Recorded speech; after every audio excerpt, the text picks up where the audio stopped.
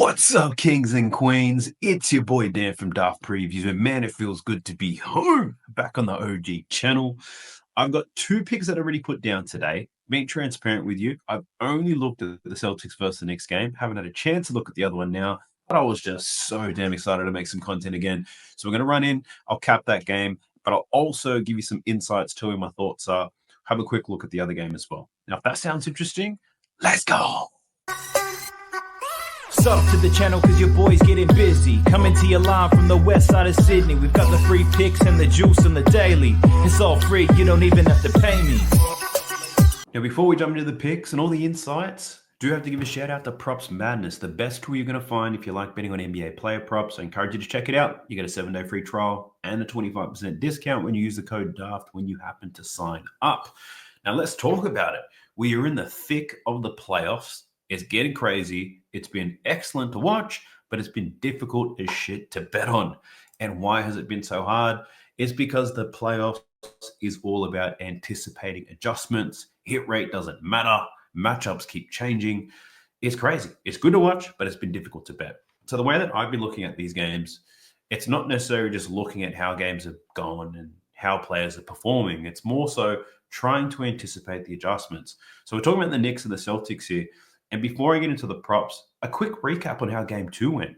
Very similar to game 1. Boston, dominant early, 20-point lead they had. They shit the bed completely. The Knicks come back. They win the game. What's the key call out here? The Boston offense, absolutely awful closing games. And the Knicks being resilient as hell. Jason Tatum, Jaylen Brown, absolute doo-doo, can't shoot. Shooting percentage is absolutely awful. And for the Knicks, they're getting production from everybody. Josh Hart's been scoring. Anthony Towns was great in the last game. Mikal Bridges did nothing until that fourth quarter. Scored 14 points. Game-winning defensive steal. In terms of what are the main issues? The Boston Celtics can't shoot. They said in game 2 they were going to shoot less, and they did. But they still shot only 25% from deep. They were scoreless for over 8 minutes in the fourth quarter. Jason Tatum, who's meant to be the best player in the series, not playing like it right now. So looking ahead, this is game 3, first game in Madison Square Garden. Big game for the Boston Celtics. If they lose this one, I think they're pretty much done. But I'm trying to anticipate what types of adjustments the Boston Celtics are going to make. Because if we understand those things, it probably makes it easy for us to cap this game and get the right picks. They do have to improve their offense. They do need to improve their three-point shooting. Kristaps Porzingis needs to start playing basketball again, and they need to continue to contain Jalen Brunson. They slowed him down in game 2, and they still lost anyway. My personal opinion, the Celtics defense is fine. They just can't score. They scored 90 points in the last game. And yeah, I think that's the biggest adjustment they need to make. In terms of the New York Knicks, they've been great, but they could still be better. They do need to rebound a lot better. Anthony Towns needs to be more consistent and more dominant. They need to maintain defensive intensity and that offensive balance. They need to keep getting contributions from everyone. They can't rely on just Jalen Brunson to make it happen. Now, there's a list of players who do need to get better and some that might get worse. But what I've done is I've avoided all that shit, and I've looked at plays that have been happening, that have continued to perform very well in the 2 games, that I continue, that I foresee continuing in game 3, because I don't think there's going to be an adjustment here, which is going to impact these 2 plays. So let's talk about it. The first one that I have is on Jason Tatum. Now, for Jason Tatum, although he has to bounce back, he needs to have a better offensive performance. I am not putting my trust in Jason Tatum to cover 27.5 points. It is not happening. Nah. But what I am willing to bite on is this, and it's Jason Tatum over 10.5 rebounds. Getting this for plus money right now, and 10.5 rebounds is a high line. This opened up in the series at 9.5. It's now at 10.5 because he's had 2 strong games. 16 and 14 rebounds in the 2 games to open up this series. Now, I said it at the top. Boston's defense has actually been pretty good. The reason why they're down is because their offense sucks. Now, for Jason Tatum, I don't care too much about the actual rebounds that he's getting. When you're betting on rebounds, the thing that matters the most are the rebound chances. Like, what opportunities is he getting? We know Jason Tatum's going to play 40 minutes in this game, but 17 rebound chances in both games this series. And he's averaging 15 rebounds a game. It's insane. He's only seen 17 chances, but he's averaging 15 rebounds per game, which is an insane conversion rate. And normally, if I saw that, I was like, he's going to bounce back to earth. Like there's going to be some regression here because normally, and I'll show you what normally looks like. Looking at Jason Tatum on the season, when he gets between 15 and 18 rebound chances. Let's take a look at that. When he sees between 15 and 18 rebound chances, he's covered this line in 12 out of 20 games, and he averages 10.8 rebounds. So it makes sense that the line is set at 10.5 because when he sees 17 rebound chances, that's how he normally performs. In fact, the 2 games against the Knicks where he's had 16 and 14 rebounds, those are the most rebounds he's had when he sees this number of chances. So I've looked a little bit closer, watched a whole lot of film to figure out why is Jason Tatum's rebound rate so high. And it's pretty simple. All of these rebounds that Jason Tatum is getting are uncontested defensive rebounds. He's defending OG Anunoby more than half the time, who is a low usage player, who plays on the weak side. OG doesn't crash the offensive glass. If anything, he's the first player to run back on defense to stop any potential transition opportunities. That gives Jason Tatum the freedom to float towards the ring and get so many uncontested rebounds. Now, you're probably thinking, yeah, but he has to compete with his own team to get boards, which is true. And then I did a dive into that. So I looked at all the Boston starters to figure out what the hell is going on here because Jason Tatum's rebound numbers are insane. And this is what I found. Jaylen Brown, he's not getting as many rebounds. The whole reason is he's the one defending Karl Anthony Towns in this series. He has to keep him off the glass. Al Horford is also a decent rebounder, but Al Horford is defending Josh Hart. And he's focused on keeping Josh Hart off the rebounds. So he's got to box out and keep an eye on Josh Hart the whole time.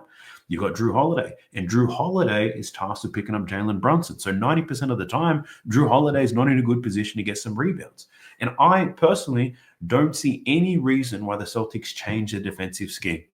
I don't think they make drastic changes to this because they held the New York Knicks to 91 points in the last game. That is more than enough. The problem is they can't score. So defensively, I think the Boston Celtics continue to do what they do, and Jason Tatum continues to see uncontested rebounds. So even though this line is high at 10.5, I'm willing to take it. Now on to my second pick in this game. We're not touching nobody from New York because I can't tell you who does what, but rolling with Derek White today. And for Derek White, we're hitting on his points and his rebounds. He's been excellent to open up this series. 30 and 29 points and rebounds in the 2 games so far. In fact, Derek White in the last 2 games, averaging 10 rebounds per game, which is insane. I wanted to bet just his rebounds line at 4.5. This will move to 5.5, and at 5.5, I personally would take it there. But on the books that I have, 4.5 is the only option right now, and it's heavily juiced. So I'm taking his points and his rebounds here for Derek White. And I spoke about Jason Tatum and all the stuff that he's doing in terms of rebounds, but more specifically to Derek White, he's getting the rebounds the same way Jason Tatum is. Believe it or not, Derek White is defending Mikal Bridges, who is low usage, weak side shooter, who never crashes the offensive glass. He's one of the first people to get back defensively. It's him and OG. They get all the way back to stop any transition buckets. So he's seeing a ton of rebounds, and Tatum is as well. Those two stand out in terms of rebounding, and it's not because they're better than everyone else. They're just the two that are not boxing out. So they got free reign to get all the rebounds that they want. Excuse me. A little bit of RSV still in there.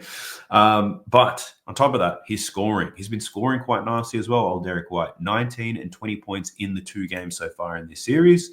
He's been the only consistent scorer for the Celtics, despite only shooting 35% from the field. He's been shooting poorly, but he's covered his points line in both games so far. In game 1, he was only 5 from 16 from deep, 6 from 18. He shot 33%. And then in game 2, he was 6 from 17 and he shot 35% from the field. So Derek White has not been shooting the ball very well at all, but Derek White has a much lower points line than Jaylen Brown and Jason Tatum. If anything, I see some upside. I think there is an opportunity here for Derek White. Jason Tatum, Jaylen Brown take difficult shots. I'm not surprised to see that their shooting percentage is not great in the playoffs. Whereas someone like a Derek White tends to take a lot of spot-up shooting, spot-up shots, a lot of open looks that he should be cashing. So I think there's an opportunity that he can cover this line in points alone, his points and assist line. Points and rebounds line. I think he can cover this in points alone. 21.5, he can if he shoots better. But if not, we know that there's a great opportunity that he's going to go over his rebound line as well. Now, in terms of volume, he's at 18 and 17 shot attempts in both games, and I do not think that slows down here. The Knicks, they'll be locked into limiting the effectiveness of Jason Tatum and Jaylen Brown. So White, I think he continues to be that third option. Kristaps Porzingis is playing, but he's projected to play in the 18 minutes off the bench. I can't see how effective Kristaps Porzingis is going to be. For Derek White, he's projected to play 40 minutes alongside Jason Tatum and Brown. And the other thing I love about this, they haven't moved the line. His line was 21.5 points and rebounds in the last game. He covered it. It's still 21.5 now. He's still going to see the same minutes. He's still going to see the shot attempts, I think. He's still going to be defending Mikal Bridges, so the rebound opportunity is going to be there. The Celtics are down 2-0 in this series, so if anything, they're going to be right up for this game. I can't say that their defense is going to be bad here. So the rebound opportunity should still be there for Derek White as well. I like the over 21.5. Now, they're the only two bets that I have in this game because I don't want to overthink it and go crazy. But one lean that I did have was Josh Hart, and I want to take his under 9.5 rebounds. I did want to take it in the last game, and I didn't because I'm a coward, and I can't seem to bet on Josh Hart properly. But I can see why this happens. The Celtics offense, if you believe the Celtics offense is going to be better, there's going to be less rebound opportunities for Josh Hart anyway. So that's the lean that I had. Still might take it, but we will see. But the next game is the Wolves and the Warriors. And yeah, I don't know how this game's going to go. So game one, we saw that the Warriors get the upset win. Unfortunately, Steph Curry, that's who they lost. Lost Steph Curry. Game two, the Wolves come back and absolutely smack them around. So, my goodness. 24-point blowout win for the Wolves.